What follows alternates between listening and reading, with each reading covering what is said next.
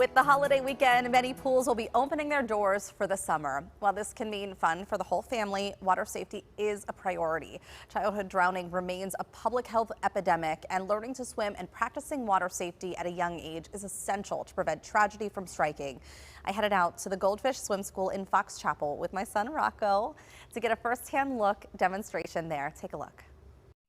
So we have some classes going on here today. I'm a little overdressed right now, but there are multiple different stages for kids to get in the pool and learn really essential life lessons. Definitely, and the younger the better. The more studies show that the earlier the kids are getting into swim lessons, the more benefit they'll see in learning those key safety skills to keep our kids safe this summer. It really is scary to know, because my kids have not had formal lessons, but you think about how easy it is for kids to drown in a pool. We all know toddlers, they're moving around, there's a lot of activity, so having the confidence to know that your kids are safe when they're around water is really important, but also if they ever were to be in an emergency situation, that they would know what to do. So Rocco's 3, he's going to be 4 this summer. He's been in the pool before, but again, has never had any formal lessons. So what will he be introduced to today? Yeah, so Rocco's going to work on some breath control, blowing bubbles, getting comfortable with the beginning steps of going underwater. We're also going to work on floating on our back. And it's not just about getting in the pool. It's really about learning certain things to keep you afloat, to get you to the side of the pool if something were to happen. Goldfish focuses on water safety in our classes, and we've recently done a study that shows over 50% of families are going on vacations near the water this summer, but only 30% feel confident in their kids' swim ability. So we're here to hopefully change that. We're going to practice climbing down the wall, okay? So you got to get your fingers like this so we can pinch onto the wall. So Rocco, you would do this if you were ever in the pool and you needed to climb yourself over to safety. 1, 2. 1, 2. There you go. What do you tell parents when they're first getting their kids in the pool? Is there any reluctance, especially if they haven't been in water and they're a little older? Of course, especially since COVID, we've seen a lot of things like separation anxiety, general fear of the water. First-time swimmers, that they get a little nervous when they first get in. So we teach each individual. We start off slowly and we build up to those progressions, and eventually they can do those skills on their own. Yeah. Okay, well why don't we try something else? You're doing such a good job. Did you like floating on your back? Not even with Mom?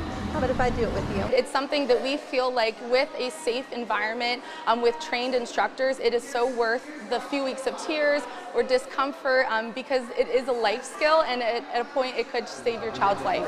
So Rocco, if you're ever swimming and you're not able to breathe, what you want to do is roll on your back, take a breath, go, and then roll back over and keep swimming, okay? And then roll on our back. And the big thing is to take a big breath, Rocco. Take a big breath. Take a big breath, Mommy.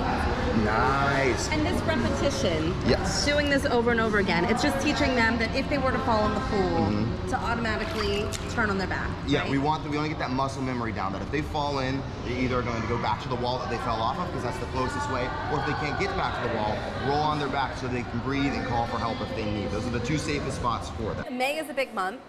It's Water Safety Awareness Month. Did I say that right? So it's Water Safety Awareness Month in May, and you guys have held some activities and events here to just raise more awareness. Of course, we had our Water Safety Day on Saturday, where we were so fortunate to have local police, fire departments come out and share safety from their perspectives as well as from ours here at the pool. And then Goldfish also does free water safety presentations at daycares. We come to you and we talk about how to keep your kids safe in and around the water. It's a free 20-minute presentation, but we know how important it is to make sure that everyone in the community can hear the messages that we have as well. And as much as it's important for kids to learn these basic skills, there's something else that you guys really push, and that is having somebody always on guard. Having an adult as the water guard. Yes, the water guardian, the water watcher is what we would call it. And the truth of life is that things get busy when you have kids.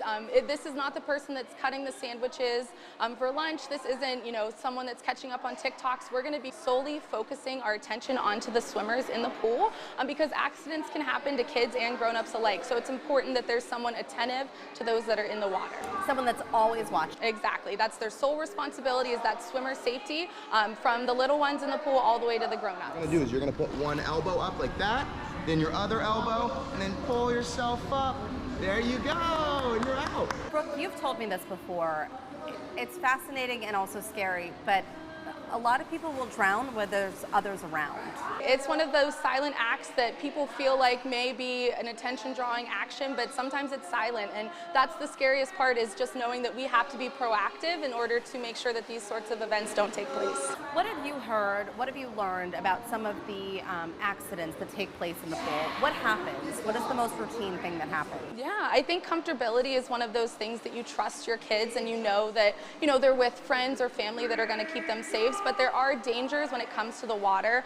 So some things that we know are wearing Coast Guard approved life jackets can make a difference in an emergency situation.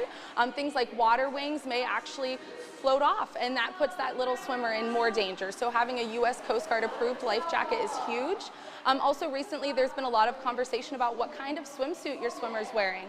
The brighter the better when it comes to being able to see a swimmer in need. If they're wearing blue or dark colors, they may actually blend in with the surrounding area. So there's just been more research done that it's better to be bright when you're out in the water. And as far as the beach, I mean, this is like a whole different set of rules Totally. too, because like you said, there's a little bit less control there. Of course, and I think communication is key when it comes to safety, making sure that everyone's aware of who the lifeguards are, how to identify a lifeguard, as well as knowing how to get yourself out of danger if you become in a situation that's unsafe. Put There your you arms go. on. I'm right here. Nice shot, Rocco. Okay. And then you gotta kick your feet. So you Kick your feet, kick your feet, There kick you your go. Kick, feet. kick, You kick, mentioned having classes up to the age of 12. What do they learn as they get a little bit older? Of course, so we continue with the swim safety skills throughout our program. The rollover breathing, like I mentioned, is a really big part of what we do. I'm teaching kids that as they swim to roll on their back to float to breathe, but we teach all the way up to our advanced level skills like breaststroke and butterfly. We have a swim force team that is our most advanced swimmers that compete in meets. So it's everything from water safety to the strokes as well. And what if somebody has a 10-year-old? They shouldn't feel any kind of way about coming in and doing an introduction class, Not right? at all, no. Goldfish specializes in teaching to the individual, so what we do best is meeting kids at where they're at. We have 10-year-olds that have never seen the water before. We have 3-year-olds like Rocco that are just so excited to make a splash that it's really important to meet the children where they're at and communicate with the parents on what your end goals are. Do we want to be safer this summer? Are we looking to be the next Ryan Murphy, and where we want to end up with our swim goal? Rocco, we have this ribbon for you, and it says hip hip hooray, I learned about water safety today, because you learned all those skills that can help you stay safe in and around the water. You want to give him a high five? Yeah, there you go. Oh, I tell you what, he's been in a pool before, but to see him like that, very apprehensive about being in the pool, the loud noises, it reminded me that water safety is so important for him to learn those very vital skills about how to keep himself safe if nobody else was around and he were to fall in. So very, very big reminders there. And for more water safety tips and how to sign your child up for classes, you can head to our website, kdka.com/talkpittsburgh. We'll have more information there, and we'll be right back after the break.